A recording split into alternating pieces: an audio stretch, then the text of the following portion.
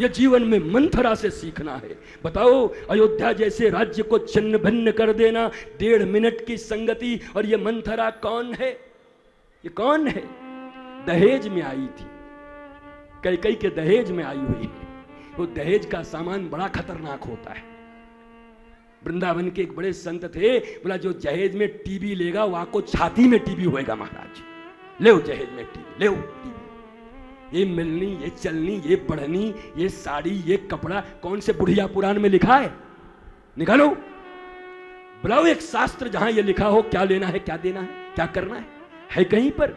ये दहेज लोभी लोग पता नहीं कहां कहां से आ गए। तुम्हारी भुजाओं में बल नहीं है कि अपनी भुजाओं में एक बेटी अपने घर को छोड़कर आ रही है, एक बेटी अपने परिवार को छोड़कर आ रही है, एक बेटी अपने कुल को छोड़कर आ रही है, एक बेटी अपने गोत्र को छोड़कर आ रही है, एक बेटी अपना सरनेम छोड़ के आ रही है, एक बेटी अपने माता पिता को छोड़ के आ रही है, और तुम अपने बाहुओं से उसे कार नहीं दे सकते, उसको मिट्टी तेल में जला देते हो, उससे दहेज लेते हो।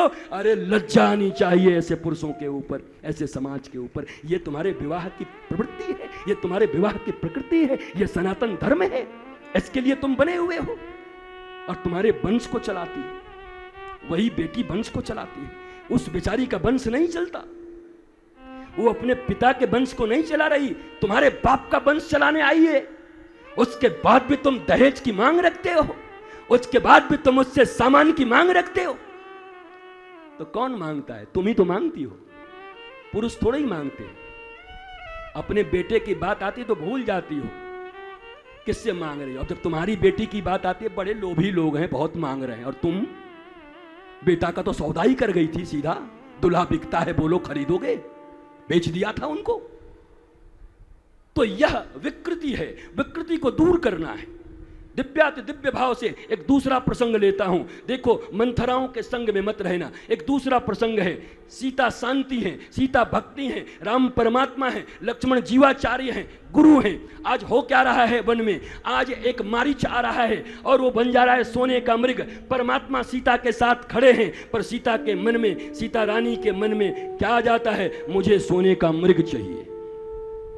यद्यपि तात्विक रूप से यह लीला है, फिर बता रहा हूं, यह फिल्म राम और सीता ने मिलकर बनाई है। सीता के ऊपर आक्षेप नहीं, सीता तो जगत जननी है, परंतु अपनी लीलाओं से हमें सीख दे रही हैं। परमात्मा राम सामने खड़ा है, गुरुदेव सामने खड़े हैं, जीवाचार्य। उसके बाद भी सोने के हिरन पर उनका दिमाग चला गया। मुझे सोना चाहिए, 5 भर का हार लाओ, 10 भर का हार लाओ। भगवान ने कहा ठीक है, जब मैं सामने हूं, फिर भी अगर आपको अच्छा नहीं लगता, शांति में हो, भक्ति में हो, मैं जाता हूं। राम गए, पर लक्ष्मण को छोड़ कर गए। जब राम चले गए, मारीच चिल्लाया, हा लक्ष्मण, हा लक्ष्मण कह के। लक्ष्मण जी ने कहा चिंता मत करो, राम को मारने वाला इस ब्रह्मांड में कोई नहीं है। लेकिन जानकी जी क्या करती हैं? लक्ष्मण जी को बोलने लगती हैं, अरे तेरी भावना को मैं पहचान रही हूं। राम चले गए तो यहां बैठा हुआ है, बचाने नहीं जा रहा है। अब मुझे मेरी जो शंका थी वो धीरे धीरे, माता सीता ने कुछ कठोर शब्द कहे हैं, कुछ ऐसे शब्द कहे।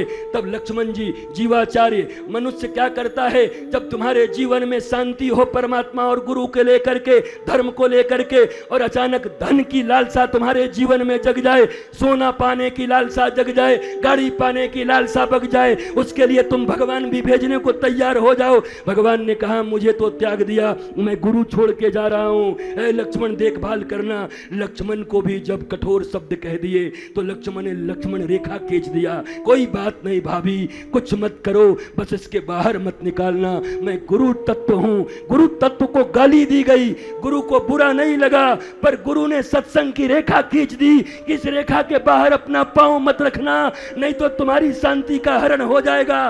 पहले तो सोने के लिए परमात्मा का परित्याग किया, और दूसरी बात, गुरुदेव को कठोर वचन कह के गुरु से दूरी बनाई। गुरुदेव के खींचे हुए सत्संग और उनकी वाणी की रेखा का उल्लंघन किया।